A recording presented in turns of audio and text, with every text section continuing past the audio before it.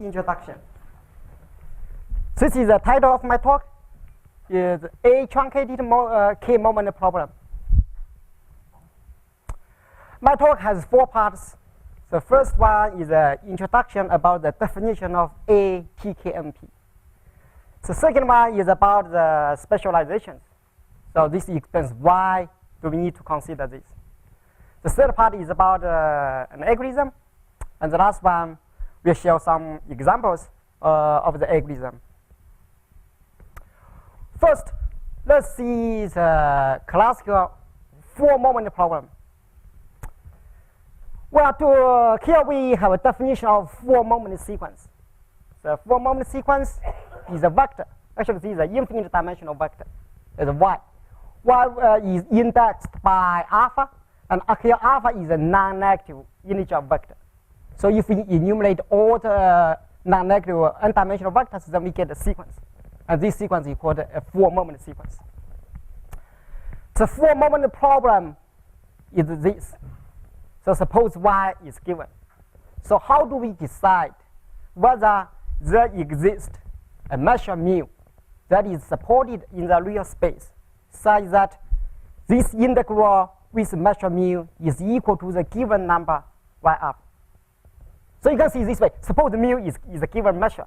Then we evaluate this integral. So we get a number. And this number is called the alpha moment of the measure mu. So given a measure, we can get a sequence of the moments of all the orders. The 4-moment problem is the reverse. Suppose we have, or we already have a sequence, but there exists a measure satisfy this or not. So this is the 4-moment problem. And now here we assume we just mu is a measure supported in the real space, but we can restrict the measure to support in a given set K. So that is called the 4-K-moment problem. So this problem is suppose here y is also given. We need to decide whether there exists a measure mu that is supported in the set K, such that this is true. So this is the 4-K-moment problem. So when the K is a compact semi-algebraic set, and this problem is basically solved. This is because of the foundational work of Butina and Smotigan and some others. The condition is that since we have all the moments, so we consider the localized matrices of all the orders. So if they are all positive semi-definite, then it has a measure supported in K. Otherwise, that is not true. Okay, now we consider the truncated moment problem. So truncated moment is what you can say is a finite subvector of a 4-moment sequence. So here's the definition. So the TMS, that means truncated moment sequence. So it's a vector, but here vector is a finite dimensional vector. So vector is indexed by non-negative integral vectors alpha, such that the summation is at most d. Or in other words, we consider the moments. We only know the moments of some given degree. So we don't have all the moments. Only for the moments up to a degree d. Then the truncated moment problem is to decide whether this given sequence y, admits a measure on the real space such that. But here, this one is different from the earlier one. But here we have only finite many equations. So that means we have only finite many moments. So the truncated K-moment problem is similar. So how do we decide for given y whether there exists a measure mu that is supported on a given set K such that the moments of mu equals the given data. So this is a TKMP. So there is also for the truncated K-moment problem, we don't have a nice, a clean result like for the 4-moment problem. But there exists a lot of work by Kurdo, Fergoff, and Lassell, and many others. So this truncated K-moment problem. Okay, now let's go to the topic of this talk. That is the A-Truncated K-moment problem. So A-truncated is what is similar to the truncated moment sequence, but here we have fewer moments further. So suppose capital A is a finite subset of integral vectors. Then we have a definition of A-truncated moment sequence. So I call it ATMS. So it's a vector Y that is indexed by non-negative vectors alpha, but alpha only from a set of A. So you can see, if the set A equals the entire non-negative vectors, then we get 4-moment sequence. If alpha is consists of the non-negative vectors with up to a given degree, then it becomes the standard truncated moment sequence. But if alpha is special for only a subset of a given degree, then it's called a truncated moment sequence. Then we have a definition of a truncated k-moment problem. So that is, suppose Y is given. So how do we decide there exists a measure mu on a given set K such that this is true? So you can see, we have 4-moment problem, a truncated moment problem, and a truncated moment problem. So that means we have fewer moments. As you can see, if we choose alpha to be this set, so then we get the standard TKMP. So this is the first part. What some of you might think of, why do we need to consider the A-truncated moment sequence? Well, some people might think it's crazy. But here, let me show you some examples. Why do we need to consider A-truncated moment sequence? So the first example is a completely positive matrices. Actually, well, we already have seen a lot of work about this. So it's a hot topic. So here is the definition. Suppose we have a symmetric matrix C, and C is completely positive, or just a CP. If there exist vectors, so U1 to UR through UR, and each vector is in the non-negative offset, so that the matrix C equals these rank 1 summations. So this is the definition.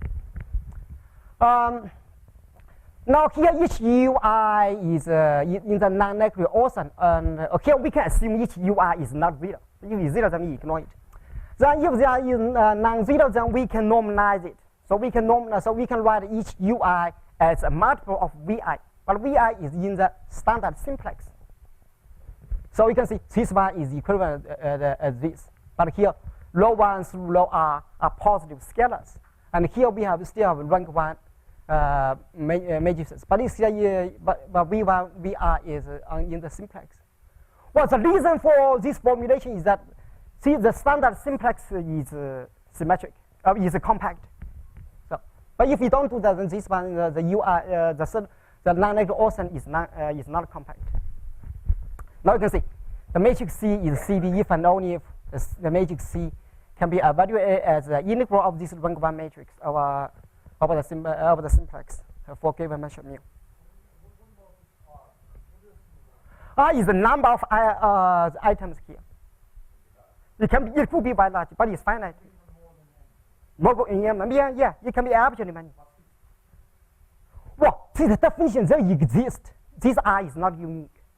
The smallest R here is called the CP rank of the matrix C.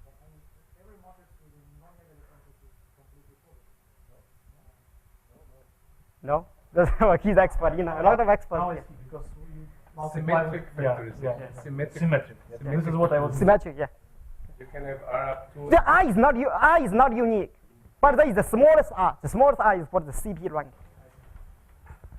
Well, actually, for completely positive matrices, we are naturally thinking about co-positive matrices. So here's the definition. So a matrix A is co-positive if and only if this is true for arbitrary non-negative vector X. But as is well known, the count of co-positive matrices is dual to the count of completely positive matrices. But actually, what we already have seen a lot of work on the completely co-positive and completely positive. It's hard to talk here. And we also, in our audience, we have a lot of experts. So, but as we already have seen, it's be hard to check co-positivity and the completely positivity. Okay, now let's, here I think of symmetric matrices in a different way. So there is a one-to-one correspondence between symmetric matrices and A-truncated moment sequence. So every symmetric matrix, well, we can write it as vectors of the alpha triangular parts. So you can see, so for every alpha triangular entry, we can identify it by the index. The index is I and j. So we can see I and j as a summation of two integral vectors. So we can do this. So this is a one-to-one correspondence. So you can see C is a complete positive if and only if this is true. So here alpha is a corresponding alpha triangular entry. So now we have moment formulation of 3P matrices. So you can see. So C is well, after this one-to-one correspondence, then C is completely positive if and only if we can see C is this equals this integral for some measure mu. And then we just write down the individual entry equations and we get this. So you can see the matrix C is completely positive if and only if the corresponding sequence of the alpha triangular entries admits a measure mu that is supported on the simplex. So by this formulation, we can see CP is equivalent to an A-truncated K-moment problem. So this is one special case of ATKMP. Okay, now let's see another case that is called the sum of even powers of linear forms. Well, here's the definition of SOEP. So F is a form of degree M. Now here we assume M is an even number. So F is SOEP if, by definition, that means it's a summation of linear of even powers of linear forms. Here L1 through LR are linear forms. For linear forms, we can write it as a product of a vector times a vector times x. And then we apply so we write this one as this, and then we apply scaling. So we can scale each, we can scale each vector u to be a vector v that lies on the unit sphere. So by this formulation, so you can when we apply this formula, then we can see F is SOEP if and only if this is true. But we just expand it, and then here is the coefficient, and here is the alpha's power of the vector vi. And then, but on the other side, every form can be written as this. So this is a combinatorial number, and we have a coefficient. So we scale it. We scale the coefficient of F. So you can see F is SOEP if and only if the coefficients and the numbers, the items vi satisfy some relations. Now let's see what is that. So here is the moment formulation of SOEP. So we can, well, first we identify any homogeneous polynomial by the vector of the scaled coefficients. And then by the formulation, we can see F is SOEP if and only if the coefficient vector, if and only if this is true. So this is by definition. Now you can see F equals this if and only if all the corresponding coefficients are equal. Now if we compare the coefficients, then we get the scaled coefficient of alpha equals this summation. Now here you can see is a finite summation, finite weighted summation of the alpha's power of vi, and each vi lies on the unit sphere. So you can see F is SOEP if and only if for some measure mu this is true. So this means checking SOEP is equivalent to solving a special ATKMP.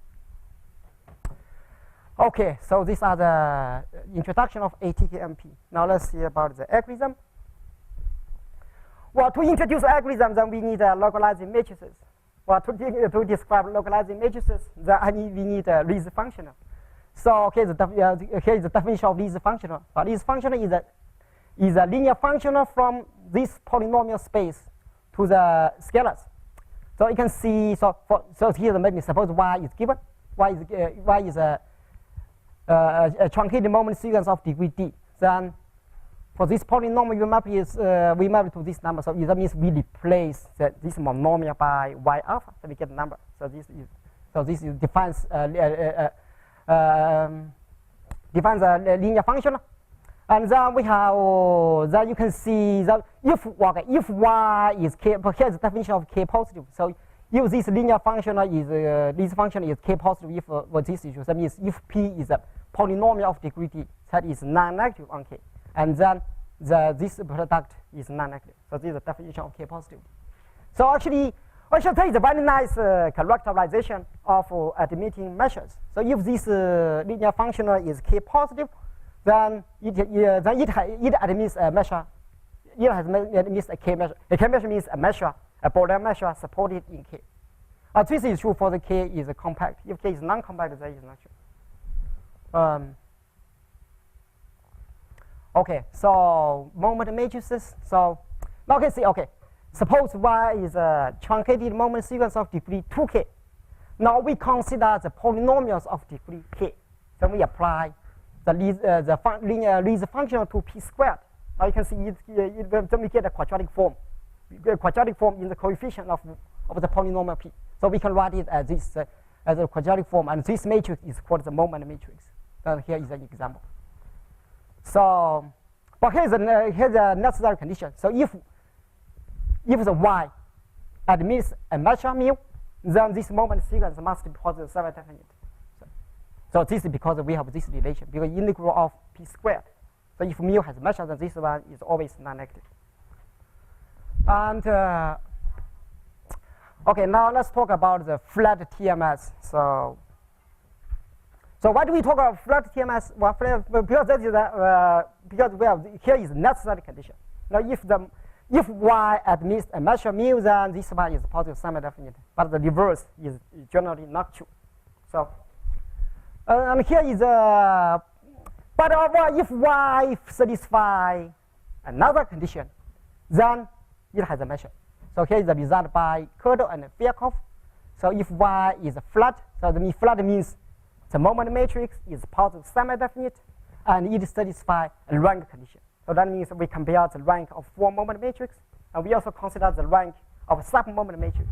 So if the 2 ranks are equal, so we say the TMS Y is flat. So if Y is flat, then Y admits a unique measure mu. That is, mu is supported in the Rn space, and this measure is R atomic. That means is the summation of Dirac measures. So this is a foundational work of Kudel and Virchow. And we have localizing matrices. Well, localizing matrices is because now here we have, suppose Y is a TMS, and we apply it to the polynomials P with this degree. Then you can see. So here H is fixed polynomial. Okay, H is fixed. So we just write it. But then we consider this form in the coefficient of P. Then is a quadratic form, and we have a coefficient matrix. And this matrix is called the localizing matrix of H. And this is the example. For in a special case, if H equals 1, so we get a moment matrix. Okay, localizing matrices. So now we consider basically closed semi-algebraic sets. Suppose K is defined by a bunch of polynomial equations and polynomial inequalities. And then for each defining polynomial, we have a localizing matrix. And then, but here is the necessary condition. So if suppose Z is a TMS, so if Z admits a K measure, then for the equation polynomials, then the localizing matrix will be 0 because we have this. Because now if mu is a measure supported on K, then that I is always identically equal to 0. So this one equals 0. And for the inequality polynomials, then this one will be non-negative. So these are the necessary conditions. Then generally they are not sufficient. And here is another version of flat TMS. Is also by Kudel and Virchow. So suppose Z is a TMS. So it satisfies the equations and the positive semi-definite conditions. So if Z is flat, then if Z is flat, then it has it admits a measure. And it actually is a summation of finite many Dirac measures. So these are flatness. Okay, now let's consider. Okay, now let's go back to how do we solve the ATKMP. So suppose we have set A. So A is a set of the index, the finite set of index of the powers. And Z, suppose Z is Y is a TMS and Z is a TMS. So we have this definition. The extension that means Y is equal subvector of Z with index from A. So if this is true, then we say Z is an extension of Y. Or in other words, we say Y is a truncation of Z. If Y, well, here is a very straightforward implication. So if Y is a truncation of Z, and Z is flat. If Z is flat, then Z admits a measure. Then you automatically get a measure for Y. So this one is very clear. And on the other hand, it's similar. So if Y is a truncation of Z, and Y is flat, then in this case, Z may or may not have a measure. But here we say that Z is a flat truncation of Z. So now you can see. So here is a basic fact. So if Y has a flat extension, then Y admits a K measure. Why? Well, suppose Y is a subvector of Z and Z is flat, then we know Z admits a measure. Then we just apply it to Y, then we get. Okay, so I guess let me skip this if we don't have time. So here, okay, here is a observation. So here is the algorithm to solve the ATKMP. So suppose we have ATMS Y, and Z is a compact semi-algebraic set defined by equations or inequalities. But we can have, maybe we have only equations or only inequalities or both. So. And then what the method is, well, here is the story. We choose a genetic SOS polynomial R. The degree of R is bigger than the degree of A. It must be strictly bigger. Okay. And then we solve this semi-definite program. Here the decision variable is W. W is a TMS, is a truncated moment sequence of higher degrees. And such that the TMS W satisfy all the necessary conditions. So for the equations, the localizing matrix are equal to 0. For inequalities, the localizing matrix are positive semi-definite. And we also want the truncation of the vector of the W equals the given vector Y. And we solve it. Here, because R is a SOS polynomial, so this one is bounded and it always have a solution. So if Y has a measure, okay. So here is the story. So suppose we always start from the smallest K. Okay, we choose the smallest K. So here is how it works. So we choose start with the smallest K, solve this STP, and then we get a minimizer W. So we say W star K. So then for this, so this one, this minimizer is a TMS. Then TMS has orders of sub-moment matrices. We just evaluate the rank of all the order moment matrices.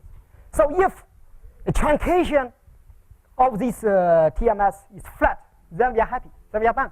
Then we get the flat extension of Y. If it's not, well, then we increase by K by Y and we solve the STP. So, but here there are several issues. First, how about if Y has no measures? If Y has no measures, then you can see it's not possible to get a flat extension. So how does it happen? Or if Y has a measure, is this guaranteed to get a flat extension or not? So these are the basic issues. So here are the conclusions. First, we have a certificate for no measures. So you can see, if Y has a measure, by earlier result, Y has a flat extension. So this one, this semi-definite system about TMS W is feasible. So this implies that if for some order K, if this semi-definite system is infeasible, then it implies Y has no measure. So this gives a certificate. So if for any K, this one is infeasible, so we know Y has no measures.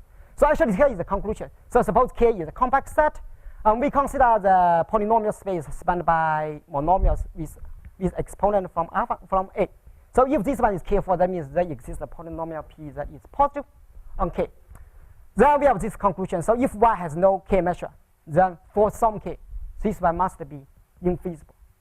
So this implies that if Y has no measure, then we are happy. So we must, for some K, this one must be infeasible. Okay, now let's consider the other case. Now suppose Y has a measure. So let's see what happens.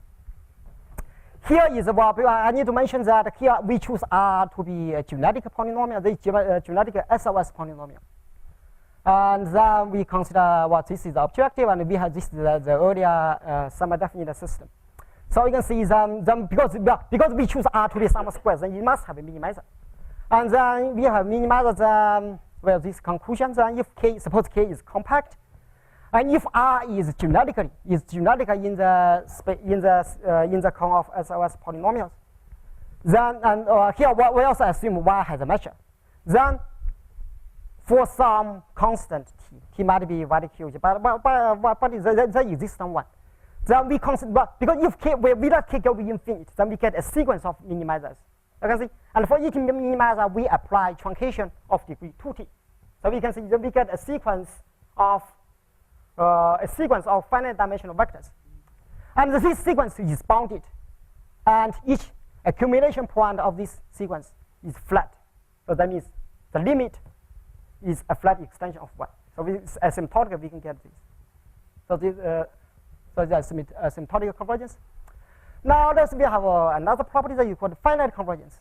So finite convergence is this. So we have assume almost the same as before. Suppose K is compact, R is geometric, and K is and Y has a measure.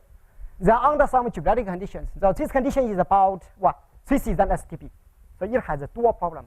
The dual problem is an optimization problem with some cone of non-negative polynomials. So it has a minimizer. It has a maximizer. So for that problem, if that polynomial, if that dual optimizer satisfies some geometric conditions, that means it satisfies some standard optimality conditions. Then for some finite K and T, we must get a flat extension. So that means we can get a measure for Y within finite dimensional steps. But this is guaranteed for the geometric, in the geometric case. But actually, in our computations, this always happens. Okay, so this is a description of the algorithm. Now let me show you some examples. First, let's see this matrix. So this matrix is completely positive. So we just apply the algorithm. So we formulate it as a special A-TKMP, and then solve it, and solve a sequence of SDB programs. And then for this one, I guess for this one, for K, but this one, the degree of A is 2. So I choose the degree of R to be 4. And then actually you stop in one step. So actually here we get a CP decomposition. Well, here you might ask, how do we get this? So actually here is the story, because R is genetically chosen. I don't know how to choose it, but on that hand, that's not too bad. I just apply the repeatedly. And for each time we have different, we might get different solutions. But that is in some sense that's bad, but in other sense that's good, because we can repeatedly solve it, and for each time we might get different decompositions. So here is so I just solve it for a few times, and then I choose the shortest decomposition. So here's what I get. So is get for this matrix I get a decomposition of length 5. And so actually this one is the minimum, because the rank of this matrix equals 5. Oh, I see. But the rank of C is 5. CP rank is always greater than or equal to the rank. In this case, otherwise I don't know. It's just hard. That's another hard. So then now here another question. So suppose this matrix is positive semi-definite, but it's not CP. So we apply my algorithm, and then for K equals 2, that semi-definite relaxation is infeasible. So we get a certificate so that this matrix is not CP. So okay, now here is some random examples. So okay, so for any here is I generate random CP matrices. How do I do what? Because by Kataster's theorem, every CP matrix is a summation of at most this number of rank 1 non-negative products. So I just choose U1 through U1 to be random vectors, and we just do this. And for each one, we apply the algorithm, and then we get the CP decomposition. And here is the table you can see. So from 2 to here. So you can see here is the maximum number. So this number is the upper bound of the CP rank. And you can here I choose C to be geometric. So you can see the CP rank is always greater than or equal to n. So because they are geometric. And so in this sense, here this R is the length what I obtained. So you can see. So you can see for R equals to 2, 3, 4 case. Now the rank is the CP rank equals the rank of the matrix. So that means we get the rank decomposition. And for the other ones is you can see we have 5, 6, and in this case we have we get some For some special cases, the length of the decomposition equals n, but some others it is strictly bigger. But on the other hand, it's not too bad, as you can see. For these random cases, although I do not we get length bigger than the dimension, but it's very close. They're not far away. So I guess I'm optimistic they are minimum or close to the minimum, but I don't have a proof. So these are the examples, and here is an example about SOEP. So how do we decompose SOEP? So here is so this is the form you can see. So here this is the example of Bruce Wozniak. So say for lambda equals 2/3, so this one is SOEP, and we apply the algorithm, we get this decomposition, and this is the minimum actually. And for lambda equals 1, where that is not feasible, so that means it does not SOEP. So this confirms the result by Bruce Wozniak. And let me skip this. And there is one example. So now let's go back to the standard truncated moment problem. So okay, the sequence. So here I generated the TMS from the uniform probability measure on this hypercube, and then we get the sequence. For this case, it has a measure. And but we also know that all the localized images are positive definite. So by the prior work, we don't have any systematic way to determine the positive definite matrix has a measure or not. So here we apply the algorithm, and then we have this. Okay, we get a decomposition of 10. So, I finished.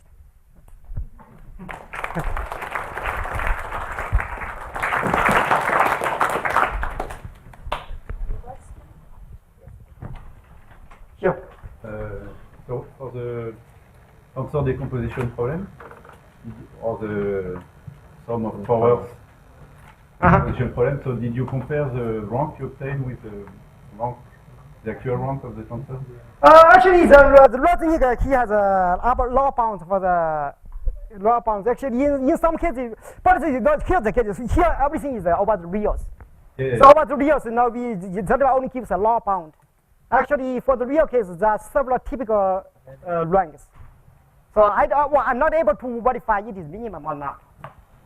Because if you apply SDP techniques with interior point method, you will maximize the rank. Oh no. So not maximize. Then maximize rank of the moment. But we have a constraint. No, this one does not give the maximum length. So then you will not obtain the minimal decomposition. Well, I cannot. I would say, well, here's my belief. Oh, I don't have proof. I was, as I explained, I just repeatedly applied algorithm 10 times. I choose the shortest part. And actually, I would say, I compared with the law bounds. That's just very close to the law bounds for the geometric case. I cannot verify it gives the minimum one, but for the geometric, I would say it's close to be minimum. It does not give the maximum length. No, it's not. So I compared this with others, and this one usually gives a smaller one. So you can think this about a kind of rank minimization problem. It's for rank minimizing. You minimize the Euclid norm as probability. Typically, it gives a low rank. It's minimizing the rank. You maximize the rank. Not maximize, no. The constraint you have. No. For the Ankian matrix, you have the moment matrix. Because it's interior. Okay. So here's the problem of the interior point method. The interior point method, when if the solution set is not unique, then it gives a maximum rank solution over the set of optimizers. So the set of the optimizers. Okay. So I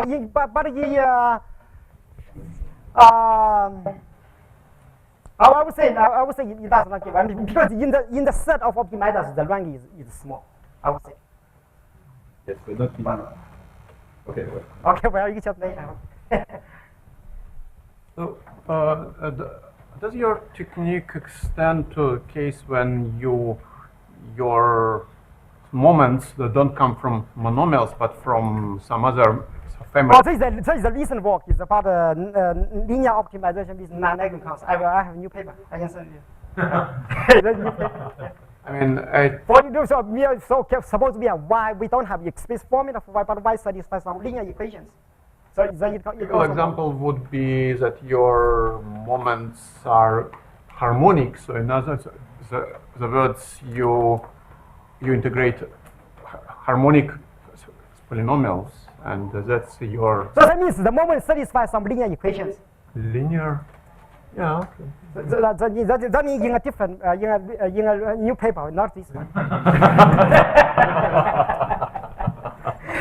I guess you have questions. Yeah. How do you check that your SDP relaxation is infeasible? Oh, I mean, this is another hierarchy I treated here. I assume everything can be done for SDP. I make very sure. 这里 still 一个 mentioned 一个 and Marcus was there is another open question in for SDP. How do you check is SDP is feasible or not? That's still an open question. Here, I assume everything is done by for SDP. That's not my part. Can you show us, please, the table with the CPU ranks? Yes, no, this one? No, next? Yes, no? Okay, okay, because you said, first, the upper bound is sharp for any C, not only for... Oh, actually, I'm not sure. This is by no, the last line. So it can be, this is not a tight upper bound, it should be -3. And it's for all C, not only for the generic. Well, here I have lower bound here. If C is not generic, then this is not true. And also you said something about that you don't hit any CPU rank. You can, because the matrices which have a prescribed CPU rank in this range up to the maximum CPU rank has non-empty interior. So by simulating, you should hit eventually. Well, it could. But I don't know. But here is the solution. I don't suppose even if I get the minimum length, but I don't know how to check it. So of course, if R equals n, then I know. Sure. If R is bigger, I have no idea. It is. I have no idea. Okay. Sure. Why do you say you cannot check? Because you write one smaller, you get a system of polynomial inequalities. You have to show it's infeasible, right? That would give you a proof. Well, that's the infeasibility of a measure. That is the certificate of no measures. Suppose y has no measures, then I can get a certificate for that. But on the other hand, suppose y has a measure. How do we get a decomposition with the smallest length? I cannot check the obtained decomposition has the smallest length. That's difficult. In principle, you're right, but But it's too it big. does not work. Okay. But in principle, you're right. You can check an infeasibility problem for polynomial. Oh yeah, that's another polynomial system. Yeah, That's it's a different polynomial. Yeah, that's more different. Yeah, that's another one. Yeah. There are other questions you can do later. So let's take again.